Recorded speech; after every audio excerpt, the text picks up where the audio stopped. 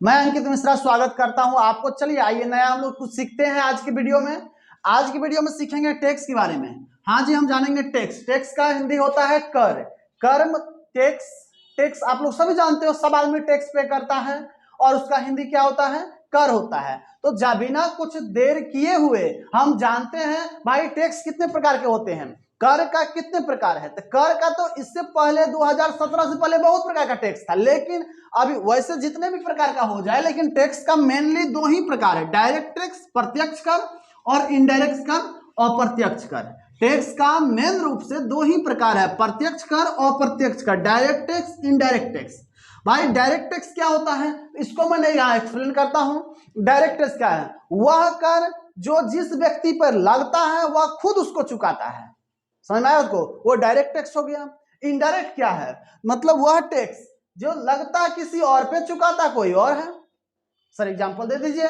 Direct tax में अभी क्या हम बोले, तो वह टैक्स वह कर जो लगता जिस व्यक्ति पर वही व्यक्ति खुद उसको चुकाता है, सरकार के खाते में देता है, वह टैक्स को डायरेक्ट टैक्स कहते हैं। जैसे इनकम टैक्स। इनकम टैक्स जो है वह जिस व्यक्ति पे लगता है वही व्यक्ति उसका भुगतान करता है। समझ में आया बात को? समझ में आया? चलो, जो डायरेक्ट टैक्स मतलब इनकम टैक्स। डायरेक्ट टैक्स का उदाहरण हम अगर दें तो डायरेक्ट टैक्स का उदाहरण है इनकम टैक्स।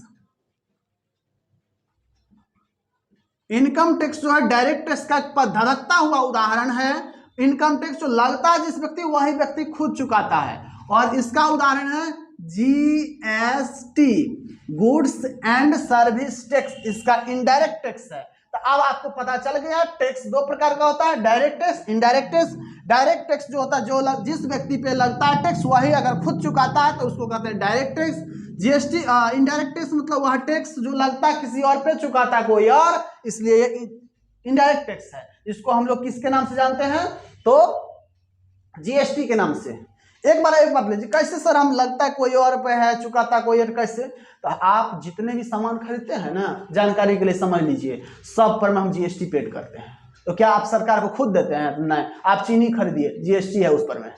आप कपड़ा खरीदिए, जीएसटी है उस पर में। समझे बात को? जीएसटी है उसमें। क्या आप सरकार को देते हैं? दुकानदार को? दुकानदार को देते हैं। दुकानदार अपना होलसेलर को देता है, होलसेलर सरकार को पेड करती है। इस हिसाब से ये इनडायरेक्ट टैक्स है। समझ आए बात को? चलिए अब हम जान लिए इनडायरेक्ट टैक्स का टैक्स में। अब कर जानते हैं। हाँ, तो अब जानते हैं हम लोग जो कर, आप लोग तो सर समझा, क्वेश्चन बनेगा मन में, सर समझा तो दिए टैक्स दो प्रकार का, डायरेक्ट टैक्स इनडायरेक्ट टैक्स, लेकिन ये कर कौन चीज होता है ये हम ना जानते हैं।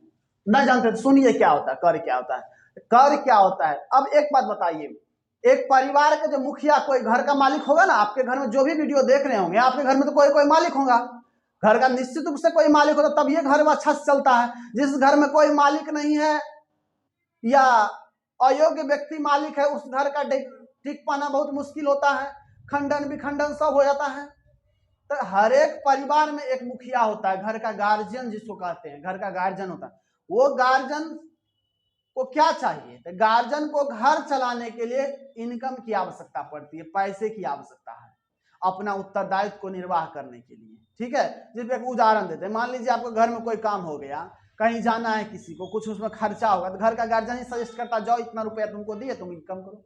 लेकिन ये देने के लिए तो घर के गार्जियन को पैसा चाहिए। तो घर के गार्जियन क्या काम करेंगे? उचित लगता है? नहीं।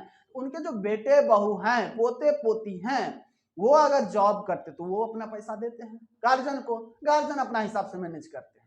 तो जिस प्रकार से एक गार्जियन को घर चलाने के लिए धन की आवश्यकता होती है, अपने उत्तरदायित्व को निर्वाह करने के लिए, परिवार का जिम्मेदारी को निभाने के लिए पैसे की आवश्यकता होती है, धन की आवश्यकता होती है। ठीक उसी प्रकार किसी भी देश की सरकार को समाज और देश की सुरक्षा, सेवा और सुविधा देने के लिए, इतना चीज देने के लिए उसको धन की आवश्यकता होती है। इसी धन की पूर्ति करने के लिए सरकार देश के सभी नागरिकों पर विभिन्न प्रकार से, विभिन्न तरीकों से भार सौंप दिए हैं। जो आप हमको सब दीजिए, यही भार को हम लोग टैक्स कहते हैं, कर कहते हैं। तो आई होप आपको समझ में आ गया होगा।